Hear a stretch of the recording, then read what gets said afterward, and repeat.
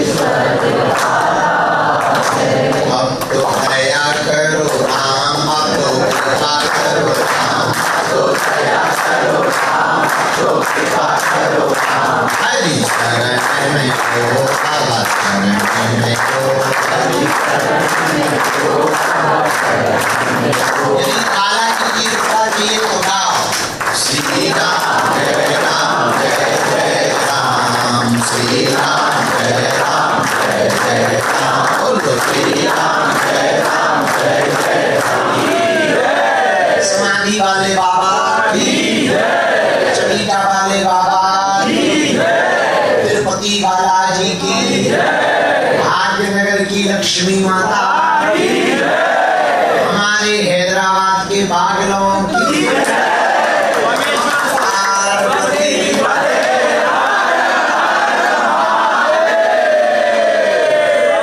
सरकार की गुरुवर की आखिरकार लोगों के कारण सनातन संस्कृति का एक नया अध्याय दक्षिण की भूमि पर भी लहरा रहा है।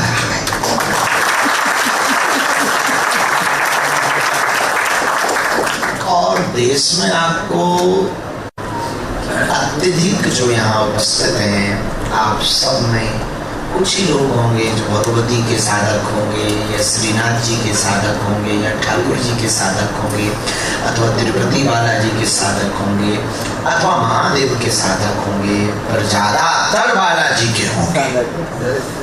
ये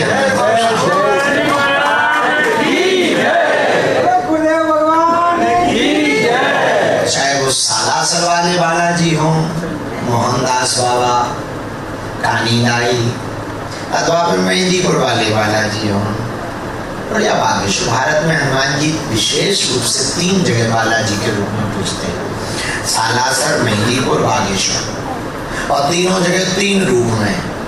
सालासर में जो बालाजी हैं वो जवान हनुमान है, मूछें हैं।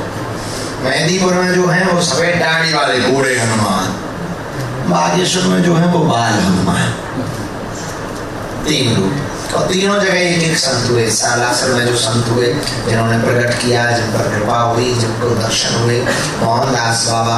मेहंदीपुर में जिन पर कृपा हुई, जिनके कारण भगवान ने कृपा की, समाधि वाले बाबा। और बागेश्वर में भी जिन पर कृपा हुई, जिनके कारण पूरे विश्व में व्याप्त हुए, सन्यासी बाबा। तीनों रूप, तीन संत, तीनों जगह भारत की अद्भुत है। तो हमको ये बात की बहुत प्रसन्नता है कि भाग्यनगर हैदराबाद में आप लोगों ने बहुत झंझटों को झेल कर कथा के आयोजन की हिम्मत जुटाई है। और किसी और कथावाचक की कथा करवाना बड़ा सरल है, हमारे जैसे उपद्री को झेलना बड़ा कठिन। तो कई लोग हमसे कहते कि आपकी बात है, कई लोगों को चुभती क्यों है? उनका बेटा जो जोड़ने का काम करता है वो लेकिन भी चुभता है।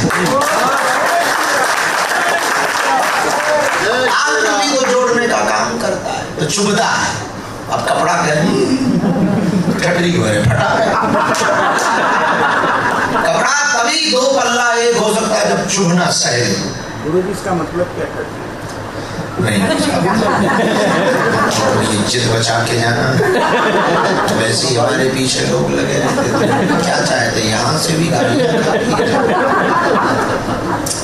तो कपड़ा भी दो पल्ला जब एक होता है तो उसमें भी चुभता है, सुई चुभती है तब एक होती है। ऐसे ही साधु देखो सब प्रकार के लोग होते हैं और हम इतना बहुत विनम्रतापूर्वक कह सकते हैं हमारी बातें चुभती इसलिए है क्योंकि हम कुत्ता को कुत्ता कहते, कुत्ता ची नहीं कहते।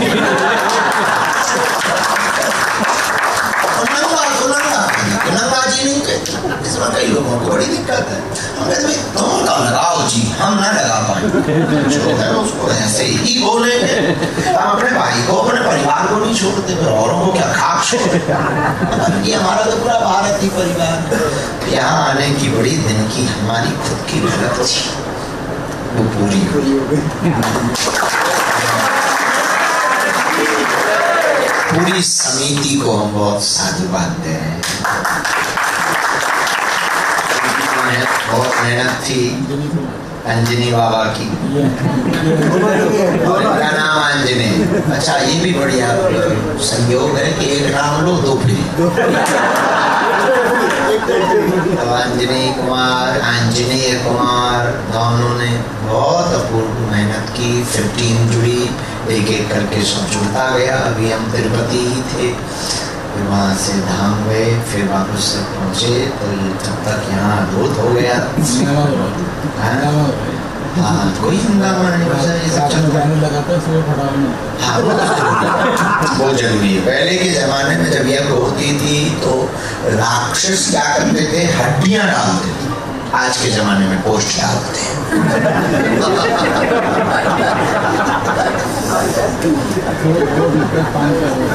अब फिर लोग कहेंगे कि ऐसे में लोगों को बुरा लगेगा, आपने राक्षस कह दिया। हमने राक्षस कहा थोड़ी, आपने समझा। दो बातें कह के फिर करके आप लोग आशीर्वाद। एक बात याद रखना, वैसे ही संसार सागर में अगर संकटों की बारिश से बचना है तो सदगुरु की छत्र छाया की आवश्यकता। और आपके पास छत्र छाया हो भगवान की, किसी गुरु की, तो संकट है तो आएंगे। राम के जीवन, भगवान राम के जीवन में है, हम लोग तो आम, और हमारे जीवन में तो आती रहती। बड़ी कृपा है भगवान की, रोज कोई ना कोई न्यूज चलती रहती। वैसे तो हम ही चलवा लेते हैं, बचती कुश्ती है तो हमारे कुछ मित्र चलाते हैं। जब उनसे भी काम नहीं चलता है तो हमारे परिवार में भी कम महापुरुष तो वो भी चलवाते हैं। और क्या गजब का हमने समझाया तो माई वृद्धा है, ये क्या है खबर। बोले अब आप काम अलग कर रहे हो, हम दूसरे तरीके से देश को सुधारेंगे। गजब हो भाई, लेट हो गई तुम बाबा। तो हमें तो भगवान की बड़ी कृपा है, रोज झंझट कोई ना कोई आते। तो आज कोई हमसे गाड़ी में पूछ रहा था, इतने झंझट, इतने विवाद, इतने प्रश्न, फिर भी आपको कोई फर्क नहीं पड़ रहा। हमने कहा छोटा सा बच्चा जब जीता है वो अपने भरोसे पे नहीं जीता, अपनी माँ के भरोसे पर जीता। हम भक्त हैं अपने परमात्मा के भरोसे, उसको हमसे ज्यादा हमारी चिंता है। मेरी चिंता वो करता, चिंता करे भलाए हमारी इस माया चंचल की, वो चिंता करे। तो पहली बात समझ आ गई होगी। दूसरी बात, छत्र छाया और इसी में हम एक बात करेंगे, चिंता मत करो, चिंतन करो। क्या करो? चिंतन। चिंता करोगे तो घट जाओगे और निपट जाओगे, चिंतन करोगे तो घटे हुए भी बहुत बढ़ जाओगे। भले ही कुछ ना हो, भगवान की कृपा करो। अपन में कुछ होता नहीं है, पर भोकाल ऐसा होता है कि सब कुछ अपन नहीं। और कोई पूछता भी तो कह देते कि ये सारी दुनिया अपनी है, अपने से बड़ा मालिक होगा कौन।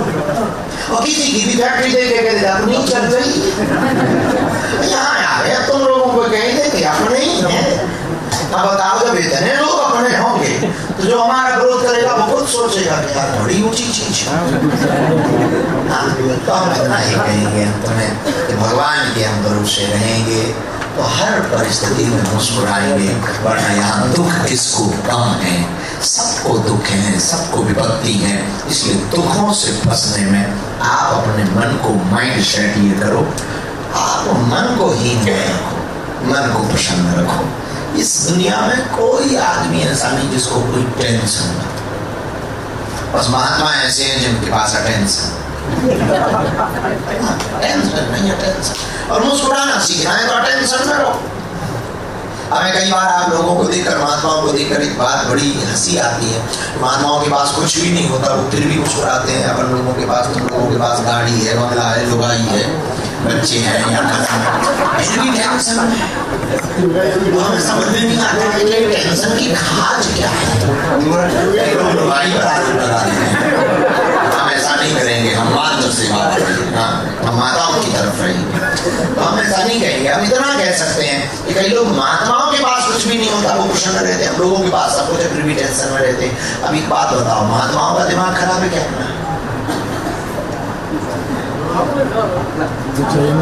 मान रहे हैं आप? ये स्वीकार कर रहे हैं? तो हमें लगता कि महात्माओं का दिमाग तो सही है, अपना खराब है। और अपना यदि खराब है तो इसको ठीक करने का उपाय क्या है? यहाँ जितना भी खेल दिखाई दे उसको एक नाटक की तरह देखो, खेल की तरह देखो, उसमें उतरो मत। ये सब रामलीला का मंचन है। जब तक रामलीला का मंचन चलता तो बाप रावण बनता, बेटा राम बनता, और पर्दा गिरा के बाप बेटा एक दूसरे की पीढ़ी में आग छुआते ना। पर्दे के बाहर नाटक होता, पर्दे के बाहर सब एक होते। ऐसे ही ये संसार, जब तक तुम हो दुख सुख है, नहीं रहोगे तो दुख सुख रहेगा ही नहीं।